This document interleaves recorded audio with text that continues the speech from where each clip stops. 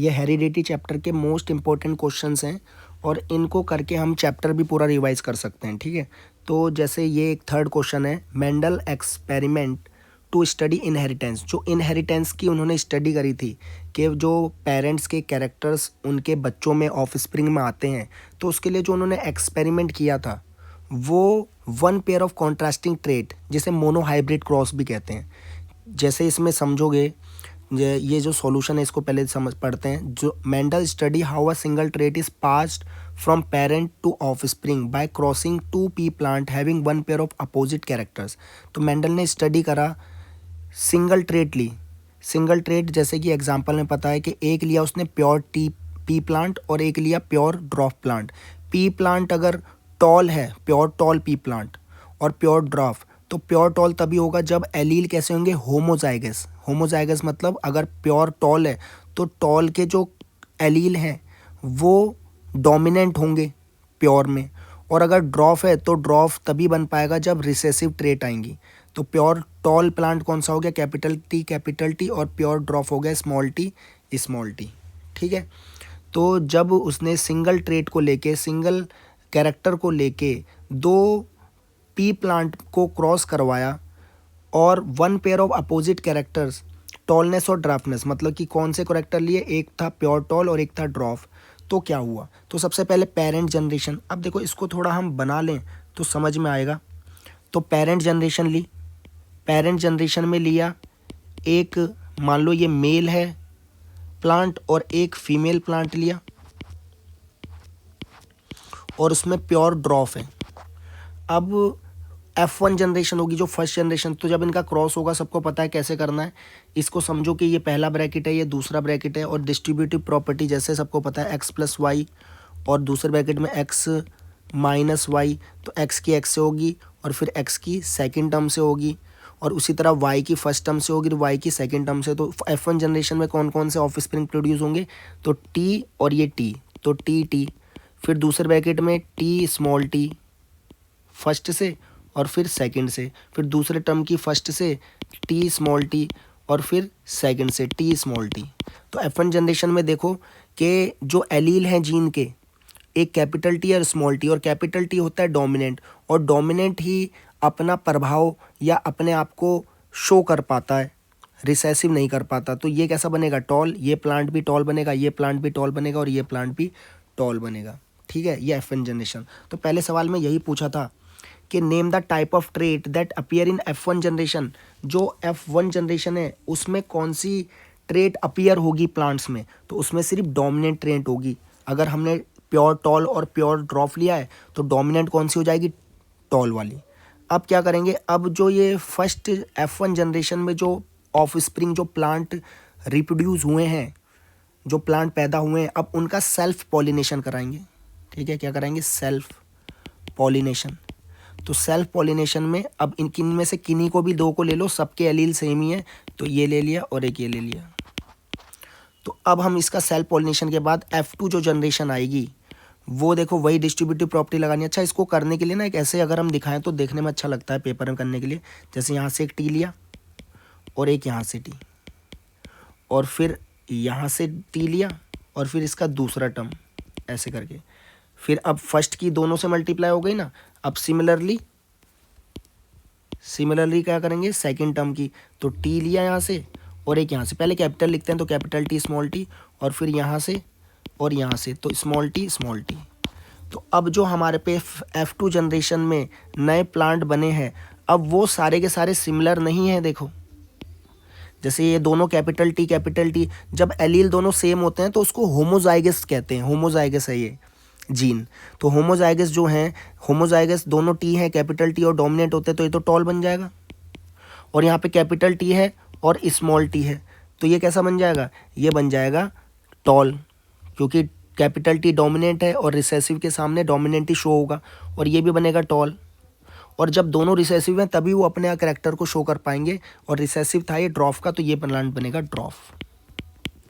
समझे। तो ये जो मेंडल ने जो एक्सपेरिमेंट किया था, जब उसने one pair of contrasting character लिए थे, मतलब जैसे एक प्लांट जो लिया और दूसरा प्लांट जो लिया उसमें सब सिमिलर थे, सभी चीज़ सिमिलर थी, बस एक डिफरेंस था कि एक प्लांट टॉल था, दूसरा प्लांट ड्वार्फ था। तो one pair of contrasting character की स्टडी करी, तब जाके तो उसको कुछ पता चला, जिसके कारण हम मेंडल को बायोलॉजी या हेरिटेंस का फादर भी जानते हैं। हेरिटेंस जो इनहेरिटेंस है कि पेरेंट्स से जो उनके कैरेक्टर ऑफ स्प्रिंग में आते हैं, बच्चों में आते हैं, वो किस प्रकार आते हैं, क्या कौन चीज़ रिस्पॉन्सिबल है, क्या क्या फैक्टर्स हैं, वो सब चीज़ मेंडल के द्वारा ही बताई गई इन एक्सपेरिमेंट के द्वारा। ठीक है, तो ये एक्सपेरिमेंट जो ये मैंने तुम्हें करके दिखाया ना, ये सारा इसमें लिखा हुआ है। अगर इसे पढ़ लें एक बारी तो पेरेंट प्लांट कौन से थे, प्योर टॉल और प्योर ड्वार्फ। टॉल होंगे तो दोनों डोमिनेंट एलील आएंगे और ड्वार्फ में दोनों रिसेसिव आएंगे। और F1 जनरेशन में क्या हुआ, all plant obtain T capital T small T. देखो F1 जनरेशन में इसका मतलब टॉल ट्रेट डोमिनेंट है, इसका मतलब जो फर्स्ट जनरेशन में शो होगा वो डोमिनेट ट्रेट होगी यदि हमने पेरेंट प्योर टॉल और प्योर ड्वार्फ लिए। ठीक है, इसके बाद फिर हमने क्या करा, F2 जनरेशन के लिए जो F1 जनरेशन में जो प्लांट पे जीन थे, कोई से 2 प्लांट ले लिए क्योंकि सारे सिमिलर थे।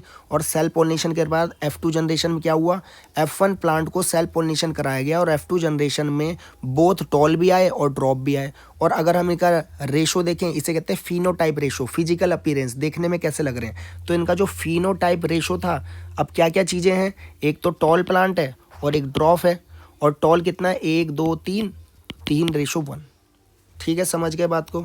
ठीक है, तो कंक्लूजन इससे क्या मिला, कंक्लूजन ये मिला कि एक्सपेरिमेंट ने ये बताया कि ट्रेट डू नॉट मिक्स और blend when pass from parent to children. तो ट्रेट जो है वो मिक्स नहीं होती हैं कि एक था टॉल और एक था ड्वार्फ, तो मिक्सचर बन गया इनका। जो पेरेंट के ट्रेट है ना वो ऑफस्प्रिंग में आएंगे, हो सकता है पहली जनरेशन में आए या दूसरी जनरेशन में आए, लेकिन वो आएंगे ही। तो when the tall plant dwarf plant were cross, the plant in the F1 generation were toll.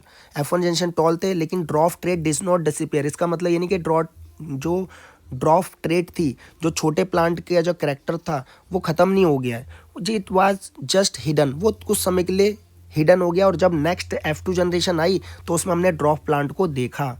तो इससे उसने 2 लॉ दिए, देखो ये डायरेक्ट भी लॉ आ सकते हैं। तो पहला लॉ दिया लॉ ऑफ डोमिनेंस और दूसरा लॉ दिया लॉ ऑफ सेग्रीगेशन। एक और लॉ है, अभी इसको समझ रहे हैं। तो when 2 different traits are present together, जब 2 डिफरेंट ट्रेट एक साथ रहती हैं, क्या क्या थी, एक टॉलनेस था और एक ड्वार्फनेस था, एक लंबा प्लांट था और एक छोटा प्लांट था। Only dominant trait seen, the recessive trait remain hidden. तो फर्स्ट जनरेशन में कौन सी ट्रेट दिखी, सिर्फ डोमिनेट दिखी, टॉल दिखी। तो जो डोमिनेट ट्रेट होती है रिसेसिव के सामने, डोमिनेट ट्रेट ही अपना कैरेक्टर शो करती है, डोमिनेट ट्रेट का ही प्रभाव रहता है। रिसेसिव डोमिनेट के सामने अपना प्रभाव नहीं दिखा सकता, इसी को कहते हैं लॉ ऑफ डोमिनेंस, है ना। ठीक है, समझ में आई बात। और लॉ ऑफ सेग्रीगेशन क्या है, लॉ ऑफ सेग्रीगेशन भी इसी एक्सपेरिमेंट से समझा उन्होंने। The pair of trait separate during the formation of gamete, so each gamete carry only 1 trait. तो जब हमने देखा, जो हम ये कर रहे थे कि टी और यहाँ से टी, जैसा एक बारी यहाँ पे बना दूँ, एक बारी कैपिटल टी जो फर्स्ट जनरेशन के लिए था, तो इसमें देखो इसमें क्या हो रहा था, जब पेयर ऑफ ट्रेट, अब ये पेयर ऑफ ट्रेट है, जब गैमेट का फॉर्मेशन होना है ना, किसका फॉर्मेशन होना है, गैमेट का फॉर्मेशन। जैसे मान लो ये स्पर्म बना रहा है और फीमेल ओवम बना रही है, तो गैमेट के फॉर्मेशन में each gamete carries only 1 trait. तो जो स्पर्म है, या तो वो उसके पास, अगर वो प्योर टॉल है तो प्योर टॉल में दोनों टी आएंगे, मतलब दोनों में से एक आएगा। या मान लो कोई पेरेंट जो है वो इस एलील का है, तो जब गैमेट फॉर्मेशन होगा तो गैमेट फॉर्मेशन में इन दोनों जो पेयर हैं या दोनों जो एलील हैं, इनमें से एक ही आएगा गैमेट के पास। तो जो स्पर्म है शायद से उस पर टॉल वाला एलील आ जाए या फिर उस पर ड्रॉप वाला एलील आ जाए। तो यही है सेग्रीगेशन, मतलब सेपरेट होना। गैमेट फॉर्मेशन के समय एलील सेपरेट होके गैमेट के पास जाते हैं, ना कि दोनों के दोनों एलील पहुंचते हैं। This way recessive trait appear again in F2 generation. तो F2 जनरेशन में जो रिसेसिव ट्रेट उनको दोबारा दिखी, ड्रॉफनेस दोबारा दिखा, उससे बनाया है सेग्रीगेशन का लॉ। ठीक है, ये बहुत ज़्यादा इंपॉर्टेंट है भाई, इसको करना। और ये जो PDF मैंने दे रखी है तुमको, उस PDF से लर्न कर लेना और इसको 1-2 बारी वीडियो को देखोगे तो अपने आप ही समझ में आ जाएगा। और बाद में इसको ज़रूर एक बारी कॉपी पेन में कर लेना। ठीक है, ओके।